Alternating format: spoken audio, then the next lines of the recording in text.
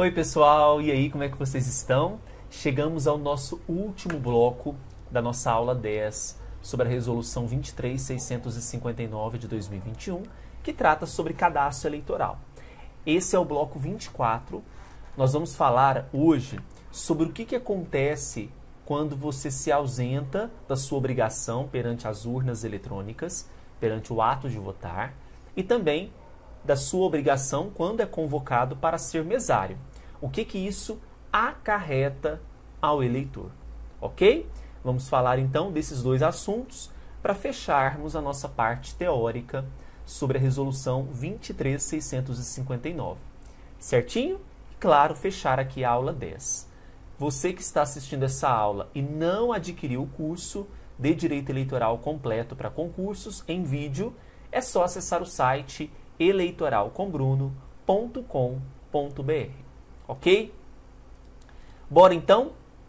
Olha só, pessoal. Primeiramente, nós temos que saber que aquele que se ausenta da obrigação, porque no Brasil o voto ele é obrigatório, aquele que se ausentar desta obrigação incorrerá em multa. E quem vai impor essa multa é o juiz ou a juíza eleitoral, certo?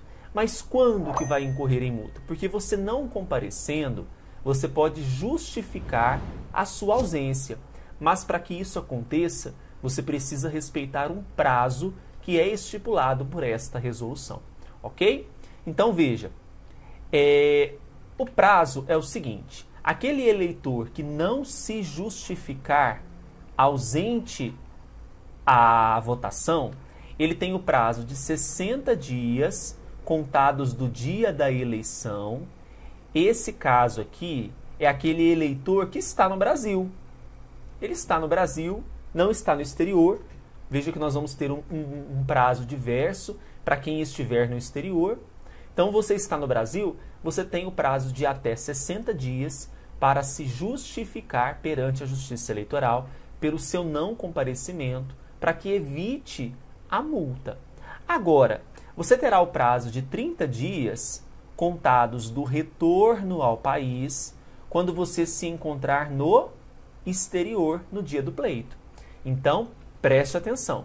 Você está na Bélgica, né? Esse prazo para se justificar conta-se de 30 dias quando você colocar os pés ao Brasil. Então, você voltou para o Brasil no dia, vamos imaginar, 10 de setembro. Conta esse prazo de 30 dias a partir do retorno ao país. Então, 60 dias você terá se estiver no Brasil. 30 dias conta da data do retorno ao país quando você estiver no exterior. Guardem esse prazo para justificativa. Certo? Quanto à questão dos valores, são valores milionários. Brincadeira, é muito pequeno. Daqui a pouco a gente vai falar sobre a base de cálculo. Vocês vão ver que assim, é irrisório o valor, né?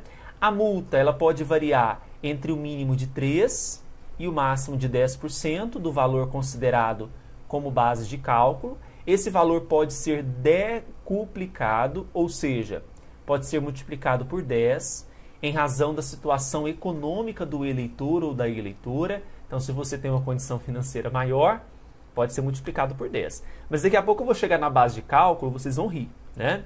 Veja, para fins de fixação da multa, considera-se como uma eleição cada um dos turnos do pleito, inclusive em caso de renovação das eleições, bem como o dia de votação em plebiscito ou referendo.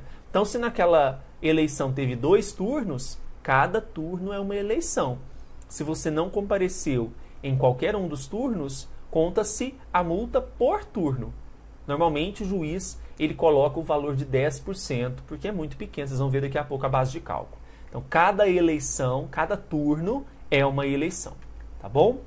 Antes de arbitrar a multa pelo juízo, o eleitor ou a eleitora que pretender obter uma certidão de quitação eleitoral ou requerer uma operação por meio do serviço disponibilizado no site do TSE, poderá quitá-la pelo pagamento do valor máximo correspondente a 10% do valor utilizado com base de cálculo. É aquele negócio, você quer antecipar, né? Precisa de uma certidão de quitação, então já automaticamente já é colocado o valor 10%. Não espera a decisão do juiz.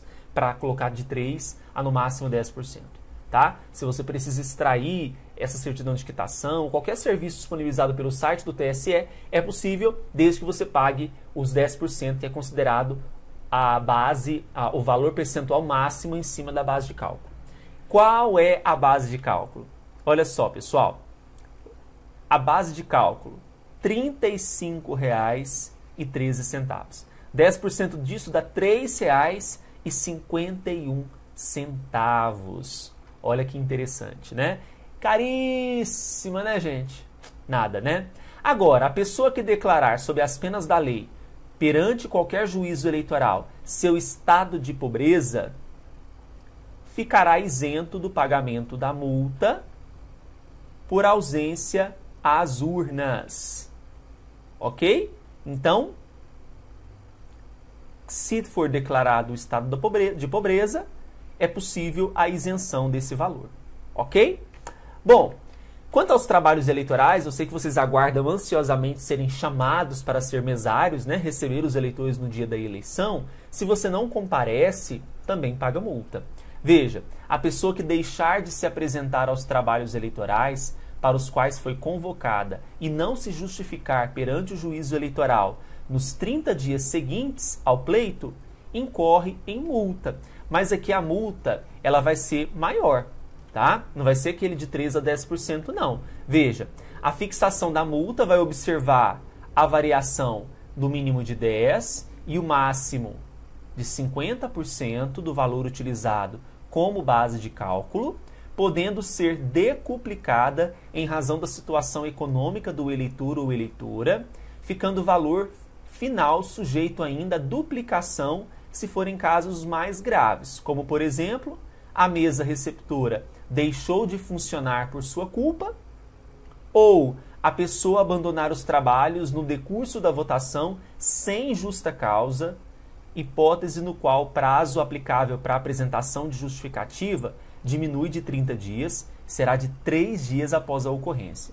Eu sugiro que vocês gravem para a prova esse percentual quando for a ausência às urnas e dos trabalhos eleitorais. Então, a ausência às urnas, 3% a 10% da base de cálculo, e a ausência nos trabalhos eleitorais, de 10% a 50%. Certo? Gravem isso que é sucesso, vocês não erram as questões de prova e vão gabaritar. A gente fica por aqui, espero que vocês tenham gostado. Temos um curso inteiro maravilhoso para vocês. E curtam, divirtam-se, façam questões, estudem. O sucesso está com vocês. Um grande abraço e até mais. Tchau, tchau.